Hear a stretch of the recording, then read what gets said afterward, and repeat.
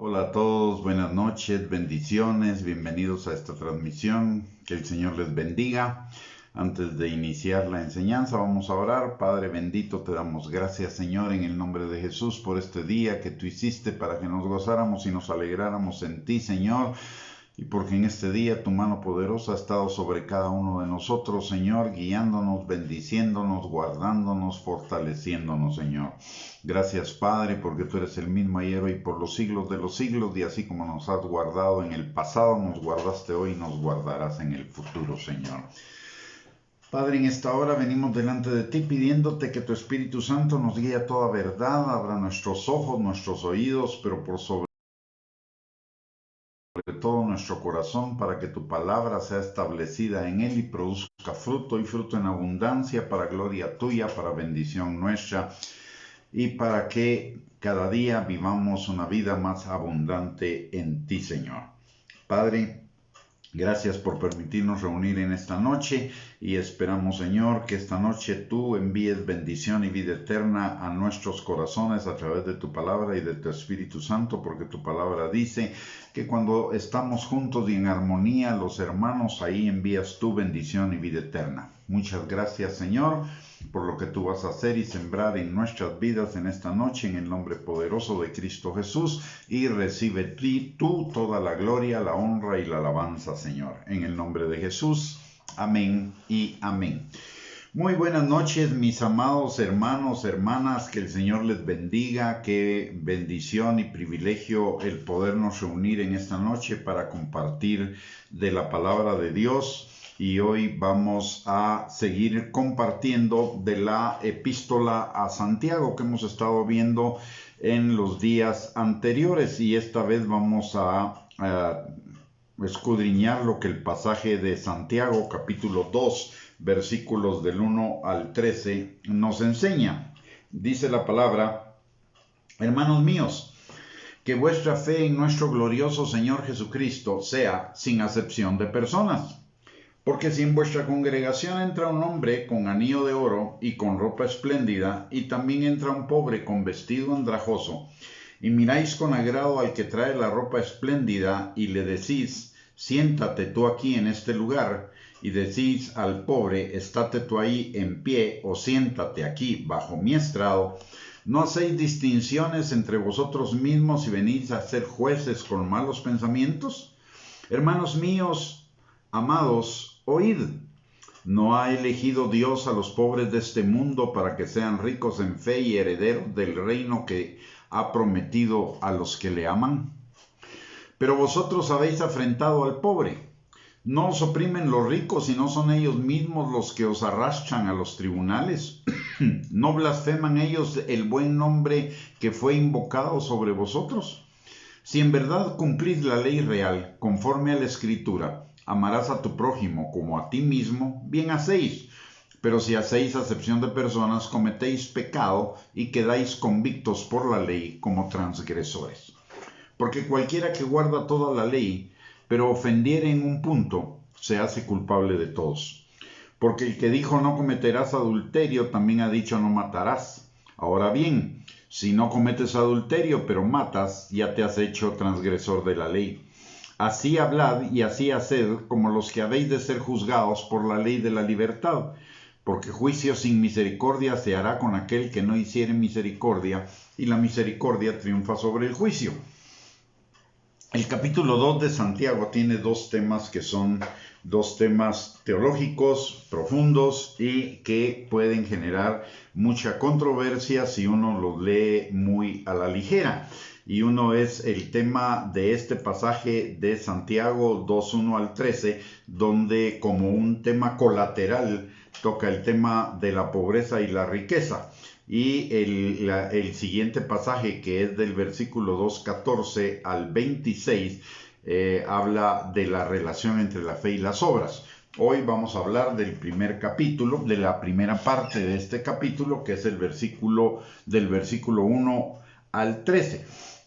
Para poder situar la enseñanza en el contexto correcto, necesitamos referirnos un poco a las costumbres y tradiciones en el tiempo de Jesús. En primer lugar, en los templos, en las sinagogas, en el tiempo de Jesús, habían dos espacios. Un espacio donde habían bancas para que se sentara la gente y otra donde la gente debía permanecer de pie. Pero por la cuestión de las características del fariseísmo en ese tiempo, las bancas o los lugares para sentarse en las sinagogas eran reservados a aquellas gentes que supuestamente o tenían posesiones económicas o tenían alguna fama en ese lugar, es decir, era gente de lo que hoy se llama VIP, ¿no? Very Important Persons. Esto en ese tiempo ya se daba como práctica dentro del judaísmo, y a eso, en ese contexto es donde donde Santiago está fijando la enseñanza, porque recordemos también que en la iglesia cristiana nace dentro del judaísmo, usando los templos del judaísmo y además reuniéndose en las casas.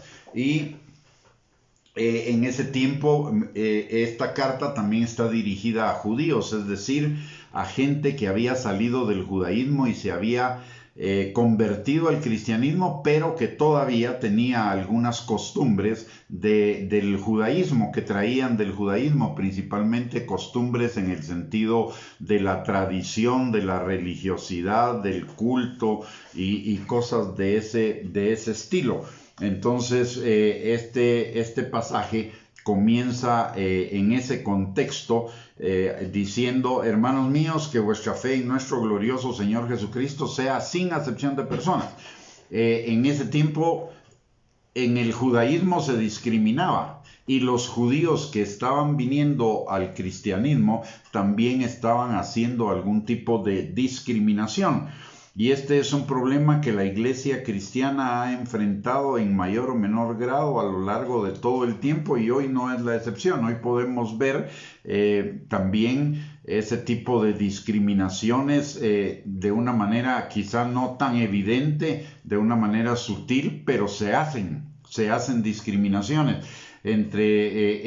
Hay discriminación en ese tipo de personas VIP que se mencionan, y lo que el Señor está diciendo acá a través de su palabra es que en el cuerpo de Cristo no debe haber ningún tipo de discriminación, ni por sexo, ni por raza, ni por posición económica, ni por posición, ni por conocimiento, ni por ninguna razón. No podemos hacer acepción de personas. ¿Por qué? Porque Cristo Jesús pagó el mismo precio por uno que por otro. No podemos hacer acepción entre hombres y mujeres, entre campesinos y acaudalados, entre obreros y capitalistas, entre profesionales universitarios y gente que no tiene una profesión universitaria. No se pueden hacer discriminaciones de ningún tipo. De hecho, Pablo lo dice también en Gálatas, si no estoy mal, donde dice que ya no hay judío ni libre, hombre ni mujer, gentil o esclavo ni libre, hombre ni mujer, gentil ni judío, sino que todos somos uno en todo, en el cuerpo de Cristo. O sea, no debería haber ningún tipo de discriminación. Cuando estamos haciendo discriminación, estamos en alguna medida negando uno de los fundamentos de nuestra fe. Y pone un ejemplo acá que puede ser malinterpretado y que muchas veces se ha tomado o se puede tomar este pasaje como un argumento o como un fundamento para hablar de riqueza y de pobreza. Pero el problema, el pasaje no está hablando de eso. El pasaje está hablando, y hay que situarlo en ese contexto, de una discriminación que se hacía en la iglesia cristiana en ese momento por cuestiones económicas, que era heredada de una costumbre que había en el judaísmo y que Santiago la está utilizando para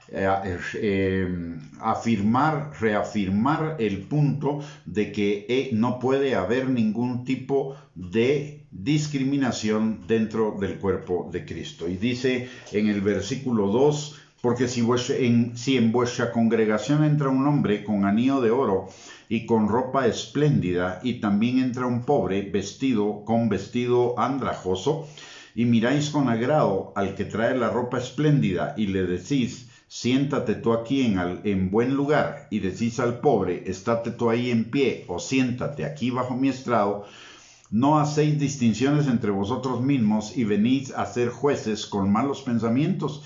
Ese es el verdadero punto. El punto que está tratando Santiago en esta epístola y en este pasaje de la epístola es que la discriminación de cualquier tipo implica el hacer un juicio, el ponernos nosotros como jueces, pero jueces con malos pensamientos, jueces que hacen distinción o diferenciación de personas. Cuando habla de que nuestra fe en el glorioso Señor Jesucristo sea sin acepción de personas, lo que no se está refiriendo simplemente al hecho de creer superficialmente o mentalmente o tener un asentimiento intelectual acerca de la fe, sino se refiere a la fe cristiana total, a la fe cristiana verdadera, a la fe cristiana obediente en todos los aspectos de la vida.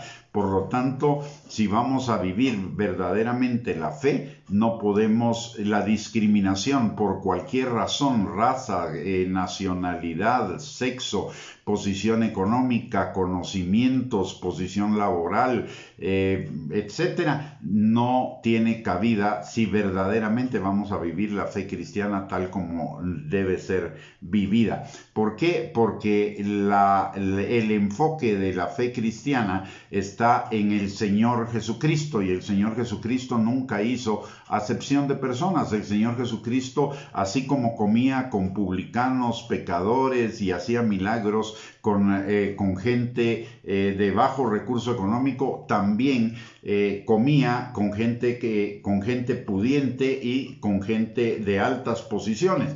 Él no hizo ninguna acepción de personas en ningún motivo, no hizo acepción de personas entre los judíos y los samaritanos. Habló a judíos como habló a samaritanos, visitó aldeas judías como visitó aldeas samaritanas. De hecho, centró su ministerio en Nazaret, una aldea que en el tiempo de Jesús era una aldea de gente pobre, eran pescadores, no eran gente acaudalada ni con buenas posiciones sociales, pero él centró su ministerio en la ciudad o en la aldea de Nazaret, que era una aldea pobre, y esto nos muestra que Jesús nunca hizo acepción de personas. Por lo tanto, de ellos se está tomando Santiago para hacer esta reflexión. Y hablamos de que al parecer dentro de los judíos que se habían convertido al cristianismo, esta era una conducta normal heredada de las costumbres de los fariseos en las sinagogas, de que a la gente VIP la sentaban en lugares especiales, mientras que al común de la gente la ponían de pie en cualquier lado de la sinagoga. Y esto de hacer acepción de personas, en la palabra en griego, significa levantar el rostro de alguien o elevar a la persona por motivos superficiales. Si Cristo no hizo eso, nosotros tampoco debiéramos hacerlo. En la verdadera fe, como ya mencionamos, no hay lugar para estas cosas, y menos al interno de la familia de Dios, porque todos fuimos comprados por el mismo precio, por la sangre de Cristo. No nos debemos considerar mejores que los demás o considerar a otros mejores que los demás. Eso es hacer acepción de personas. Todos, al final de cuentas, todos venimos del mismo lugar y todos vamos al mismo lugar. Lo único que tenemos son experiencias de vida diferentes, pero que eso no hacen diferenciación en nuestro valor ni en nuestra posición delante del Señor Jesucristo y delante del Padre. Toda distinción entre nosotros, y esto es lo que dice en Santiago 2:4, no hacéis distinción entre vosotros mismos y venid a ser jueces de malos pensamientos. Toda distinción entre nosotros es el resultado de un juicio de malos pensamientos por razones perversas, por malos criterios. Y esto equivale a ser un juez que es corrupto en la impartición de la justicia. Es un juez que inclina la balanza por alguien hacia la cual no debería inclinarla. Entonces, pecamos en ese sentido. Cuando hacemos distinción de personas, pecamos en ese sentido. Una cosa es el tema, y para ponerlo en el ámbito de actual, una cosa es ser hospitalarios con aquellas personas que llegan a visitar las congregaciones de afuera, pero otra cosa es considerar a las personas que vienen de afuera por encima de los demás. Una cosa es la hospitalidad y atenderlo bien, otra cosa es hacer diferenciación, darle privilegios que los demás no tienen. Entonces, eso es algo que no debería suceder en nuestras congregaciones. Entrando al versículo 5, dice la palabra: hermanos míos amados, oíd. ¿No ha elegido Dios a los pobres de este mundo para que sean ricos en fe y herederos del reino que ha prometido a los que le aman? Pero vosotros habéis afrentado al pobre. No os oprimen los ricos, y no son ellos mismos que os arrastran a los tribunales. No blasfeman ellos el buen nombre que fue invocado sobre vosotros. Aparentemente este pasaje podría invocarse como una enseñanza en contra de las riquezas, y en realidad no es una enseñanza en contra de las riquezas, es una enseñanza en contra de la codicia y en contra de la ostentación y en contra de hacer distinciones por cuestiones económicas dentro de las congregaciones. Si notamos bien en este pasaje, el hombre habla de un hombre rico que entró y que llevaba un anillo de oro y que además de ello llevaba ropa espléndida. Tanto el anillo de oro como la ropa espléndida en ese tiempo representaban ostentación. De hecho, el que tenía un anillo de oro eso no era muy común. Pero el tener un anillo de oro significaba algo así como: mírenme, yo tengo una posición alta, trátenme con respeto. De hecho, habían lugares en el tiempo de Jesús que alquilaban anillos de oro para eventos especiales, para que la gente se los pusiera y aparentara una posición más alta de la que realmente tenía, una posición económica más alta de la que realmente tenía, y para que le rindieran honores.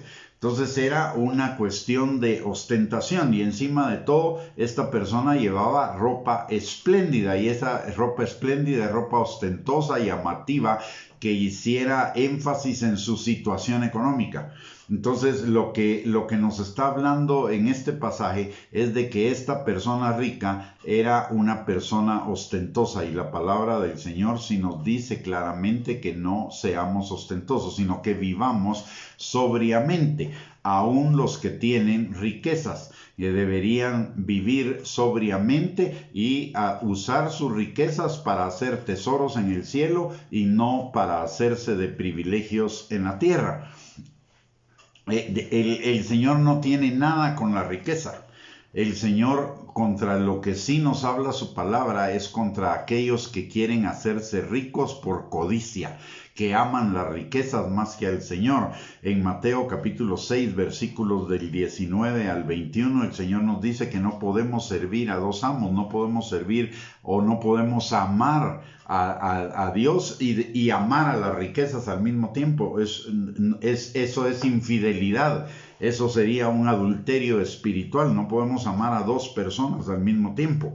Necesitamos definirnos en el amor al Señor, y si vamos a amar al Señor, el uso de las riquezas son para bendición de otros, para hacer tesoros en el cielo. Tomamos la parte que nos corresponde, para vivir nosotros de acuerdo a lo que necesitamos de una manera sobria y prudente, y el resto pues son riquezas para invertir en el reino, para sembrarlas en el reino, de tal manera que hagamos tesoros en el cielo. Y eso es lo que dice el libro, también en el libro de Santiago, en el capítulo 5, que lo vamos a ver mucho más adelante, cuando le dice a los ricos que en lugar de ser ostentosos, sean ricos en buenas obras.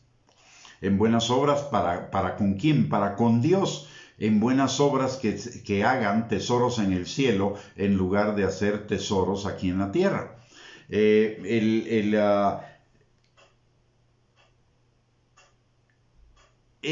Cuando uno ve la cultura judía, y aún la cultura judía actualmente, mucha gente habla de que los judíos son tacaños porque teniendo riquezas, ellos no tienen carros último modelo, no tienen mansiones de lujo, no compran aviones, no compran helicópteros, no gastan dinero en exceso, etc. Pero no es porque sean tacaños, es porque en la cultura judía, en la verdadera cultura judía, en la cultura judía bíblica, la ostentación no es algo detrás de lo cual ellos vayan. Ellos van detrás de hacer riquezas que sirvan para bendición de su gente. De hecho, la palabra de Dios, solo una característica así muy rápidamente, en la palabra de Dios en el Antiguo Testamento dice que el hombre sabio deja herederos a los nietos, no a los hijos. O sea, el judío trabaja para que sus nietos tengan una herencia asegurada. ¿Por qué? Porque a los hijos ya los aseguraron los abuelos. Pero ese aseguramiento no es porque haya un despilfarro del dinero, porque haya una vida ostentosa, sino porque hay una vida de trabajo. Y normalmente el judío que es un negociante o un industrial o algo así, él siempre va a tomar una buena parte de sus ganancias para invertirlas en ampliar sus empresas, en crecer sus empresas. ¿Por qué? Porque ellos están pensando en el largo plazo. Hay una diferencia entre el empresario latino y el empresario judío. El empresario latino piensa en el corto plazo y muchas veces actúa para matar la gallina de los huevos de oro. En cambio, el judío agarra la gallina de los huevos de oro y la alimenta y la hace crecer para que produzca más y más de cara al futuro, porque si tiene 3 hijos no tiene que dejar 3 herencias. Si tiene 3 hijos probablemente va a tener que dejar 6, 9, 12 herencias de acuerdo al número de nietos. Entonces, en ese sentido, el acaudalado, digamos, judío, no es un acaudalado ostentoso. Sin embargo, en el tiempo de Jesús sí había gente que era así, que alquilaban esos anillos y vestían ropas espléndidas para aparentar más de lo que realmente eran, o para ganar valor por sus riquezas y no por el ser como personas. Entonces, a ese tipo de personas es a las cuales el Señor, o la carta de Santiago se está dirigiendo. Ahora, también es un hecho innegable, y eso eso se evidencia todo el tiempo, y lo evidenciamos en la historia de la iglesia y lo evidenciamos también en la vida diaria, en el día a día. Es una persona rica tiene mucho de su mentalidad, por lo general. No estoy diciendo todos, hay excepciones, pero por lo general, una persona con una posición económica holgada, una persona con una muy buena posición económica, por lo general, no está interesada en Dios. Dios puede ser para él una religión, una tradición, una costumbre, pero no una forma de vida. Su forma de vida gira alrededor del dinero. Y eso es evidente principalmente en países como el nuestro. Los ricos generalmente no están pensando en Dios, están pensando en sus riquezas, en sus negocios, en conexiones de negocios, en cómo incrementar su riqueza, en cómo gastar más y en cómo competir los unos con los otros. Este es un hecho innegable.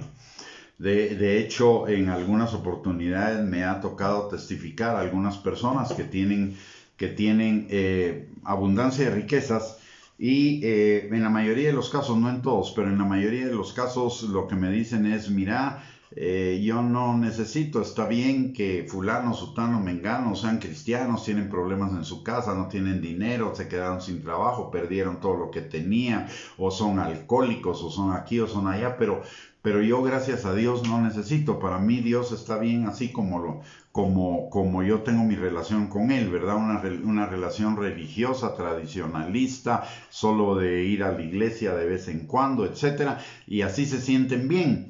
En cambio, la pobreza o las limitaciones, las escaseces, los problemas, etcétera, nos hacen más sensibles a la voz del Señor. Le voy a contar una experiencia que yo tuve personal de cuando yo me convertí. Cuando yo me convertí era funcionario en un banco. Era gerente de una división en un banco. Y cuando me convertí, pues eso fue evidente y fue una noticia en todo el banco. Como a las 2 semanas el gerente me llama, el gerente del banco me llama, muy mesuradamente, pero también así directo, ¿no? Y me llama y me dice, mire Gustavo, perdone una pregunta, usted tiene problemas en su matrimonio, es alcohólico o está pasando problemas económicos, cuénteme qué es lo que le está pasando. Yo le pregunto, mire, ¿y por qué? ¿Por qué me hace esa pregunta? No, es que como se volvió cristiano.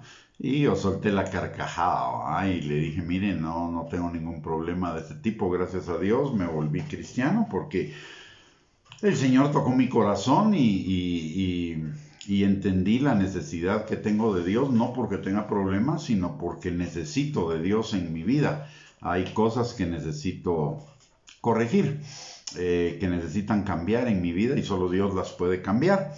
Entonces todavía me dijo, bueno, mire, está bien, pero eso sí, le recomiendo que por favor no se vaya a volver fanático y que ya solo va a querer hablar de su religión y de su Dios y todo. Le dije, no, tranquilo, no se preocupe. El hecho de que me convierta cristiano no quiere decir que van a cambiar mi forma de enfrentar mis responsabilidades de trabajo, más bien creo que se van a mejorar. Y efectivamente, pues así fue, pero la idea es que el cristianismo es para la gente que tiene problemas económicos, problemas de carácter, problemas de vicios, etcétera, etcétera.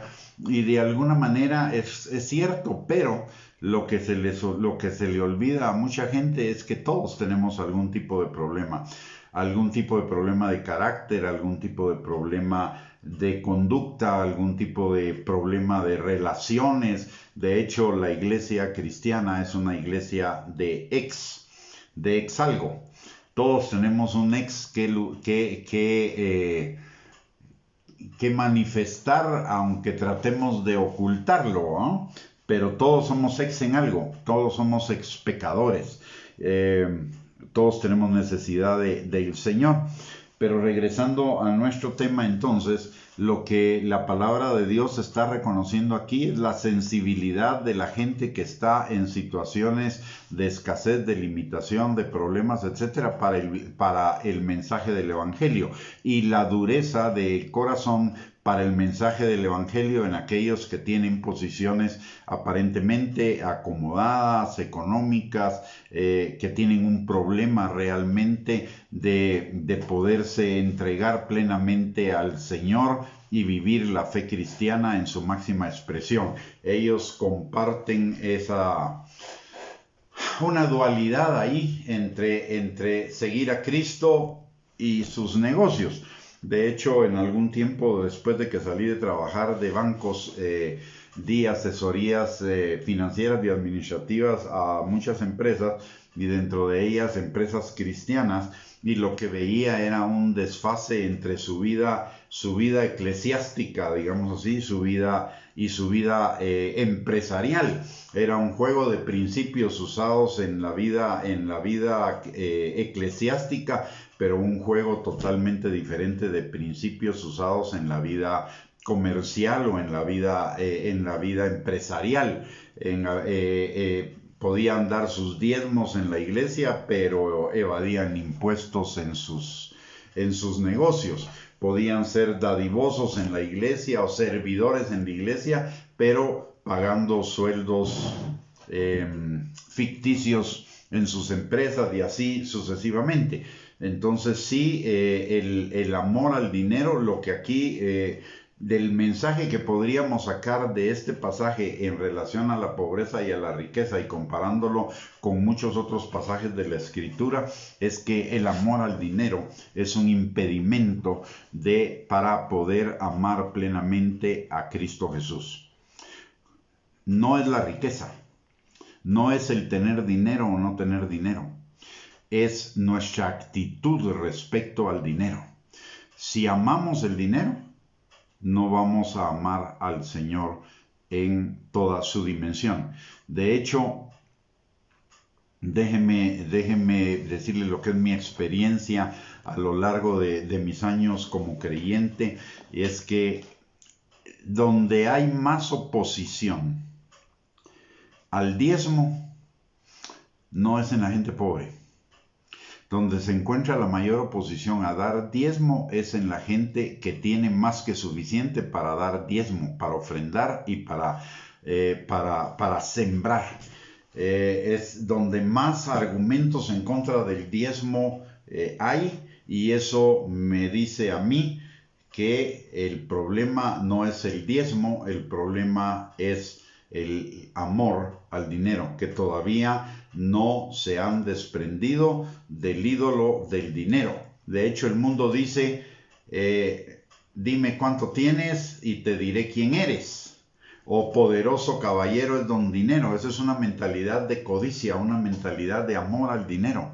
El dinero no es poderoso, lo que hace poderoso el dinero es lo que hago con él y la actitud que tengo con el dinero. El dinero puede ser una poderosísima arma en contra de la pobreza. Por ejemplo, si en lugar de gastarme millonadas en comprar un avión privado o en un helicóptero privado, que lo voy a usar de vez en cuando y que además tiene un costo carísimo usar ambas cosas, si en lugar de eso ese dinero lo reinvierto en la empresa para hacer crecer la empresa y generar más puestos de trabajo, pues eso es una actitud que hace poderoso el dinero. Pero si tengo el dinero metido en una cuenta de banco solo esperando para ver en qué me lo gasto y me lo gasto en cosas inútiles, ese dinero no tiene ningún poder. El poder del dinero es la bendición que puedo bendecir a las personas a través del dinero. Eso es lo que puede hacer poderoso el dinero, pero no al dinero en sí. Lo poderoso es la actitud de tener un corazón dador, de ser una persona dadora. Eso es realmente lo poderoso. El dinero sirve para todo, para lo bueno y para lo malo. Es lo que yo decido hacer con el dinero, lo que va a hacer del dinero algo bueno o algo malo. Y lo más interesante es que el Señor en su palabra nos dice algo. Dice en 2 de Corintios capítulo 8 que Él se hizo pobre para que nosotros fuéramos enriquecidos en todas las cosas. El Señor nos quiere enriquecer en todo, pero para toda liberalidad, no para ostentar, no para ostentación, no para que amemos esas riquezas, sino para que seamos liberales. ¿Y liberales en qué? Liberales en el dar. Y lo vamos a leer en 2 de Corintios en el capítulo número 9. La palabra de Dios dice en el versículo número 7, a partir del 7 dice: cada uno dé como propuso en su corazón, no con tristeza ni por necesidad, porque Dios ama al dador alegre, y poderoso es Dios para hacer que abunde en vosotros toda gracia, a fin de que, teniendo siempre en todas las cosas todo lo suficiente, abundéis para toda buena obra. Como está escrito, repartió, dio a los hombres, dio a los pobres, su justicia permanece para siempre. Y el que da, y notemos esto, dice, y el que da semilla al que siembra, y pan al que come, proveerá y multiplicará vuestra sementera y aumentará los frutos de vuestra justicia, para que estéis enriquecidos en todo, para toda liberalidad, la cual produce por medio de nosotros acción de gracias a Dios. Para que estéis enriquecidos en todo, para toda liberalidad, no para todo lujo, no para toda comodidad, no para toda ostentación, no para toda presunción, no para amar el dinero, sino para darlo. Y antes nos da una poderosa enseñanza y dice, el que da semilla al que siembra y pan al que come. Notemos algo ahí, el orden. Primero la semilla y después el pan. Primero el dinero para sembrar y después el dinero para comer. ¿Por qué? Porque dice que el que da semilla al que siembra y pan al que come, proveerá y multiplicará vuestra sementera, vuestra cosecha, vuestra siembra y vuestra cosecha, y aumentará los frutos de vuestra justicia. Entonces, lo que nos está hablando acá es de un corazón liberal para dar. Un corazón dador, un corazón generoso. Eso es vivir la fe cristiana. También parte de la fe cristiana. No es solo eso, es parte de la fe cristiana un corazón generoso.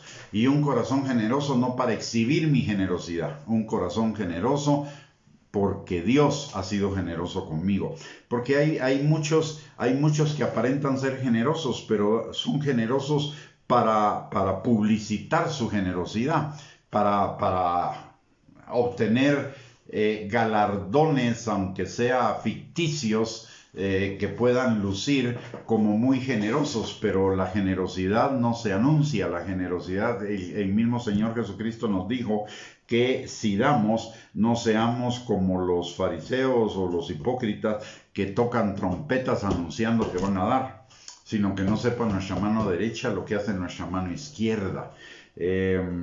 Así que el tema vuelta a lo principal del tema en que podemos sacar de esta enseñanza acerca o de estos versículos que hablan de pobreza y riqueza es que Dios ama al dador alegre, Dios ama al corazón generoso. Y lo que está buscando es corazones generosos. Sigamos entonces con el desarrollo de este pasaje de Santiago, capítulo número 2, y vayamos entonces al versículo 8. Dice la palabra: si en verdad cumplid la ley real, conforme a la escritura, amarás a tu prójimo como a ti mismo, bien hacéis. Notemos algo acá, que a esta ley le está llamando la palabra la ley real, la ley suprema, la ley superior, la ley obligatoria. Amar a nuestro prójimo es la ley real. Amar a tu prójimo como a ti mismo. Y esto nos lleva a que a la ley de la libertad, la ley perfecta, y la ley real es el amor. Y el amor en tres dimensiones, o el amor en tres direcciones. Primero, el amor a Dios. Dice que amemos al Señor con todo nuestro corazón, con todas nuestras fuerzas, con toda nuestra alma. Y amar al Señor es obedecer sus mandamientos. Número 1. Número 2. El segundo mandamiento, igual de importante que el primero, es amarás a tu prójimo como a ti mismo. Eso significa amar al prójimo y amarme yo. ¿Y cómo amo al prójimo? De acuerdo a lo que nos enseña la palabra de Dios, amar al prójimo es cumplir la ley moral, la ley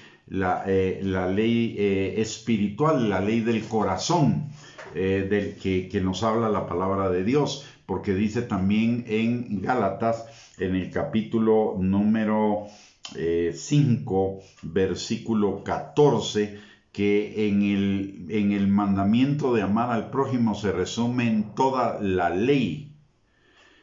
Y que, ¿por qué? Porque el que cumple la ley no hace daño a su prójimo. Entonces el amor al prójimo es obedecer la palabra. Y el amarnos a nosotros mismos también es obedecer la palabra, porque es escoger lo bueno en lugar de escoger lo malo. ¿Y qué es escoger lo bueno? Escoger la obediencia a la palabra de Dios, siendo salvos, siendo discípulos, creciendo cada día en el conocimiento del Señor, mediante alimentarnos de la palabra de Dios y poner la palabra de Dios por obra, ser guiados por la palabra, por el Espíritu, es decir, obedecer. El amor, podemos poner amor igual obediencia. Y esa es la ley real, la ley superior. Por eso también la palabra de Dios en 1 Corintios capítulo 12 nos dice que todas las cosas pasarán menos la fe, la esperanza y el amor, pero la mayor de ellas es el amor. Vamos a hacer al final nuestras recompensas, nuestros tesoros, nuestros galardones en la eternidad van a estar determinados por el cumplimiento del amor a Dios, al prójimo y a nosotros mismos, obedeciendo la palabra de Dios. El hecho de que estemos bajo la gracia no significa que la ley pasó de moda. Jesús mismo dijo: yo no vine a abrogar la ley, vine a cumplirla. Y ni una tilde ni una jota pasará de la ley hasta que todo se haya cumplido. Entonces, ¿cuál es la situación cuando se trata de que ya no estamos bajo la gracia, ya no estamos bajo la ley, sino bajo la gracia? Ya no estamos bajo el régimen en el cual los judaizantes o los judíos o los fariseos quisieron poner al pueblo de Israel de buscar la salvación mediante las obras. Nunca las obras fueron el método de la salvación del Señor. Siempre la salvación fue por el perdón de pecados. En aquel tiempo antes de Cristo era el perdón de pecados a través del sacrificio el sacrificio de animales en el templo, el sacrificio de corderos en el templo, como una prefiguración de lo que vendría a ser Cristo, como un anticipo. Pero el perdón de pecados nunca fue por obras. La salvación nunca fue por obras. Los judíos quisieron meterla o ponerla como que eran las obras las que llevaban a la salvación, pero la salvación viene única y exclusivamente por Jesucristo, el Mesías prometido para los judíos en el Antiguo Testamento y el Mesías cumplido para los creyentes en el Nuevo Testamento. Así que la salvación nunca fue por obras. En ninguna parte de la palabra de Dios nos habla de que Dios haya instituido la salvación por obras, sino que la salvación siempre fue por gracia. Y la ley de la libertad es el cumplimiento de la ley por el poder del Espíritu Santo que mora en nosotros, que nos ha sido dado para que obedezcamos la palabra de acuerdo a lo que nos enseña Juan capítulo 14, versículos del 15 al 17. Y aquí vemos en esto también algo muy importante. Dice en el versículo 9: pero si hacéis acepción de personas, cometéis pecado y quedáis convictos por la ley como transgresores. Otra vez nos está hablando de no discriminar, que si discriminamos somos convictos de la ley, somos transgresores de la ley, hemos pecado. Porque dice también la palabra en el versículo 10, porque cualquiera que guardare toda la ley pero ofendiere en un punto se hace culpable de todos. Y aquí esto también nos debe llevar a otro principio. Si yo creo solamente en las promesas de la palabra, pero no obedezco la palabra, no tengo nada, sigo siendo exactamente igual de transgresor de la ley y todavía estoy en mis pecados y delitos. Porque aún dice, el que guardare toda la ley, pero ofendiere en un punto, se hace culpable de toda.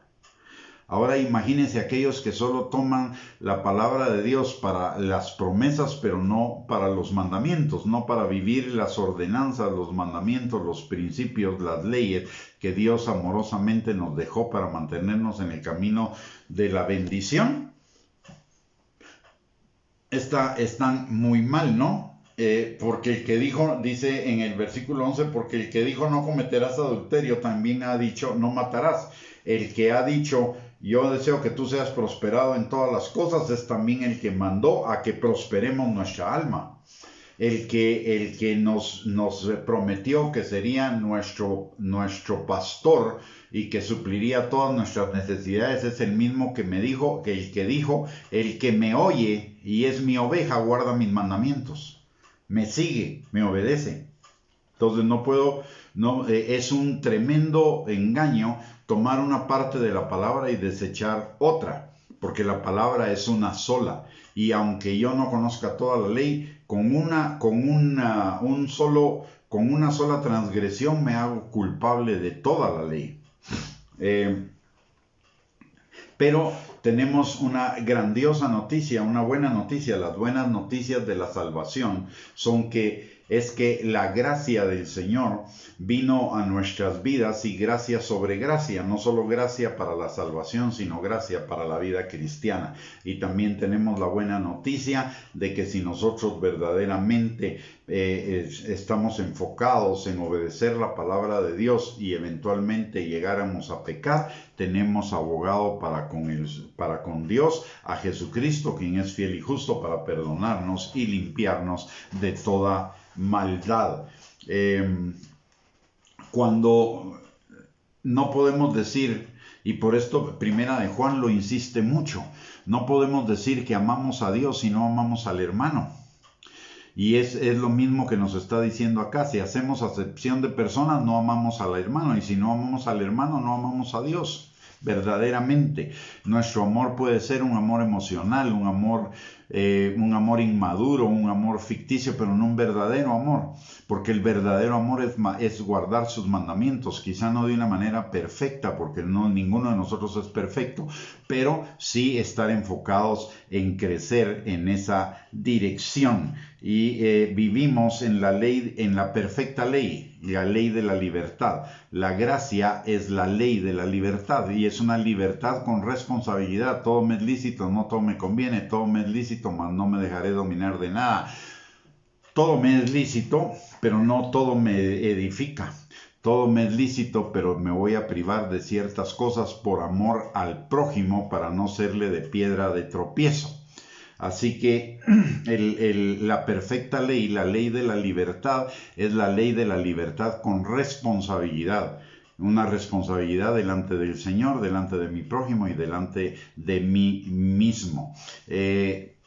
La ley moral en el Señor, la ley moral que Jesucristo no la vino a abrogar. Jesucristo vino a abrogar la ley de los sacrificios, que era la forma de obtener perdón de pecados mientras venía Cristo. Pero una vez venido Cristo ya no eran necesarios los sacrificios, porque ya el sacrificio perfecto por nuestros pecados ya había sido cumplido. Y también la misma palabra, el mismo Dios abroga ciertas áreas de la ley, pero que no tienen que ver con ley moral, tienen que ver con la ley, con leyes sanitarias y tienen que ver con algunas cosas de cuestiones de guerra o cosas por el estilo. Pero no, la ley moral nunca fue abrogada. La ley moral sigue vigente y es más, la ley de la libertad no baja los requerimientos de la ley en el Antiguo Testamento, los incrementa. Por eso dice Jesús en el Sermón del Monte, oísteis que fue dicho, no matarás, pero yo te digo, con solo que insultes a tu hermano ya lo mataste. También dice, oísteis que fue dicho, no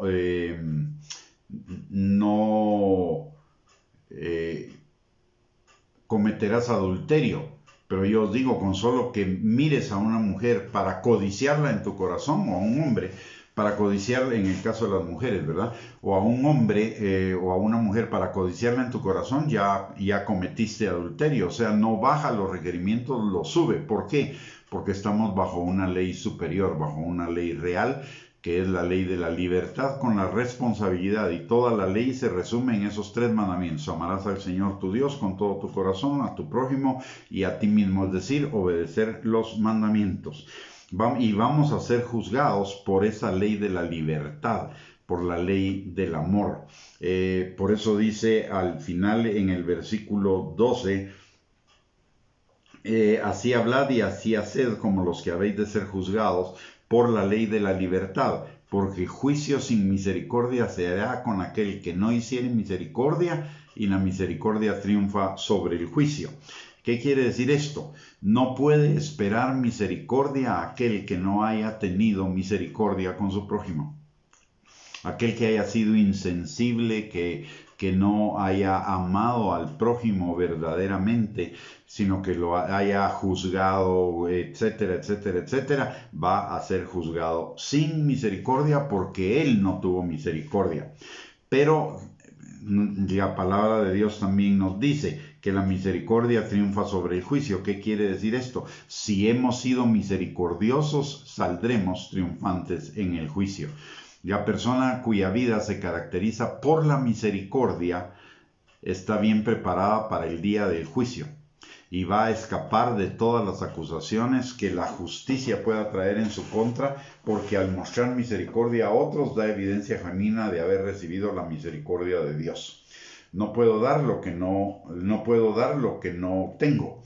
Y el Señor primero hace misericordia con nosotros para que como Él hizo con nosotros, nosotros hagamos con los demás. Por eso en la palabra de Dios es tan delicado el juzgar, el murmurar, el acusar, el culpar, el condenar, dejar tirados a los hermanos cuando están en una situación problemática. De hecho lo dice también Santiago más adelante: si tú ves a un hermano que está en necesidad y tú tienes para darle y solo le dices Dios te bendiga, no hiciste nada. ¿Por qué? Porque ahí no hay misericordia. ¿Qué es misericordia? Dar de comer al hambriento, dar de beber al sediento, visitar al que está enfermo, visitar al que está encarcelado, vestir al que está desnudo, restaurar al que está quebrantado, levantar al que está caído, edificar, consolar al que está desconsolado, levantar al que cayó en pecado. Eso es vivir la ley de la libertad, la ley del amor. Todo lo contrario es pecado y todos vamos a ser juzgados de acuerdo no juzgados para ir al infierno o al cielo, no. Juzgados en cuanto a recompensas para la vida eterna, en cuanto a la vida de misericordia que nosotros tuvimos para con los demás. Eso nos lleva a que necesitamos examinar los motivos de nuestro corazón para hacer lo que hacemos continuamente. Si lo estamos haciendo, porque aquí está contrastando, está contrastando la misericordia con la acepción de personas. Unos estaban obrando con el prójimo para obtener beneficios, aceptación o alguna cosa por el estilo, y mientras y aquí nos habla y nos lo contrasta de hacer las cosas por amor al prójimo. ¿Por qué estamos haciendo las cosas? ¿Cómo nos comportamos con los demás cuando cometen un error? Cuando pecan. ¿Perdonamos? ¿Tenemos misericordia y perdonamos? ¿O simplemente tomamos venganza? De alguna forma, juzgar, murmurar, chismear, hablar mal de la otra persona, hablar negativamente de la otra persona es una forma de tomar venganza. Y la palabra de Dios dice que no nos venguemos a nosotros mismos, sino que dejemos la venganza en las manos de Él. La venganza del hombre es diferente a la venganza de Dios. La venganza del hombre es una venganza iracunda. La venganza de Dios es simple y sencillamente darle a cada quien lo que ha sembrado, ya cosecha de lo que ha sembrado. Por eso la palabra de Dios dice: Dios no puede ser burlado. Todo lo que el hombre sembrare, eso también cosechará. Muy bien, mis amados hermanos, hemos llegado al final de esta enseñanza. Espero que haya sido de bendición para su vida. Si fue de bendición para su vida, por favor, compártalo con sus contactos en las redes sociales, bendígalos a ellos, no para bendición nuestra, sino para bendición de ellos. Por un lado. Por el otro lado, les recordamos que aparte del recurso de estas enseñanzas lunes, miércoles y viernes a las 8 de la noche por Facebook, tenemos a disposición suya 2 recursos más para la edificación de su fe. Uno, la página de internet www.reyesysacerdotes.net www.reyesysacerdotes.net. Esa es una página de internet. Y el otro es el canal de YouTube. Habíamos estado mencionando que era @Gustavo Bianchi. No, quítele la arroba y solo ponga Gustavo Bianchi. Ese es el verdadero link del canal de YouTube. No es @Gustavo Bianchi, sino Gustavo Bianchi a solas. Ese es el link que le lleva. El otro nos lleva a un canal antiguo que ya lo tenemos desactualizado, mientras que sin arroba, solo Gustavo Bianchi nos lleva al canal actual. Ahí también tenemos una cantidad de recursos para que usted pueda ser edificado en su bendita fe. Así que muy bien, vamos a orar para finalizar esta enseñanza y lo esperamos el próximo viernes a las 8 de la noche. Padre bendito, te damos gracias, Señor, en el nombre de Jesús por esta noche, por el privilegio que tú nos has dado, Señor, de poder escudriñar juntos tu palabra de Dios y compartir, Señor, las cosas que tu palabra nos enseña, Señor. Padre, te pedimos que tu palabra quede sembrada en nuestros corazones, pero también, Señor, venimos delante de ti en esta noche para pedirte perdón si en algún momento hemos hecho acepción de personas, Señor, por cualquier situación. Padre, te pedimos perdón, te pedimos que nos limpies de esa maldad, que, Señor, tu Espíritu Santo nos guíe para no caer en ese pecado nuevamente, Padre, y te damos gracias, Señor, porque tú eres un Dios que perdona, un Dios que limpia, Señor, cuando nosotros venimos a ti con un corazón arrepentido a pedirte perdón por nuestros pecados, Señor. Gracias te damos por ello, Padre. Y en esta noche, Señor, también venimos delante de ti para pedirte, Señor, por todas aquellas personas que están enfermas, no solamente de COVID, sino de cualquier otra enfermedad, Señor, que tú envíes sanidad ahí hasta donde ellos se encuentren, Señor, y que sean levantados y sanados sobrenaturalmente, y eso sea un testimonio, Señor, de tu poder, que los regrese a ti de alguna manera, Señor, que los atraiga a ti, Padre, y aquellos que ya te conocen, que los atraiga aún más. Igualmente, Señor, te pedimos por aquellos que están sin trabajo, súpleles de un trabajo, Señor, y mientras lo encuentran, Señor, que tu mano poderosa supla toda necesidad de ellos y de sus familias conforme a tus riquezas en gloria en Cristo Jesús. Señor, también en esta noche te pedimos por cada uno de nosotros y nuestras familias que tu Espíritu Santo que está sobre nosotros, Señor, esté también sobre ellos, sanando, restaurando, libertando, Señor, proveyendo, pero por sobre todo, Señor, atrayendo con lazos de amor a cada uno más hacia ti, Señor. No importa la situación en la que se encuentren, Padre, pero que sean atraídos hacia ti, Señor, se vuelvan de sus malos caminos y todos juntos caminemos, Señor, creciendo en la obediencia a ti y en la vida abundante que tenemos en ti, Señor. Te lo pedimos todo, Padre, en el nombre precioso de Cristo Jesús. Amén y amén. Muy bien, mis amados hermanos y hermanas, que el Señor les bendiga. Muchísimas gracias por haberse conectado a esta transmisión, que espero haya sido de bendición para sus vidas, de edificación, de exhortación y de consolación. Y primeramente Dios, si Dios lo permite, nos vemos el próximo viernes a las 8 de la noche. Y mientras tanto les envío un abrazo y bendiciones para todos. Que tengan una linda noche y un bendecido jueves y viernes. Hasta la próxima. Bendiciones.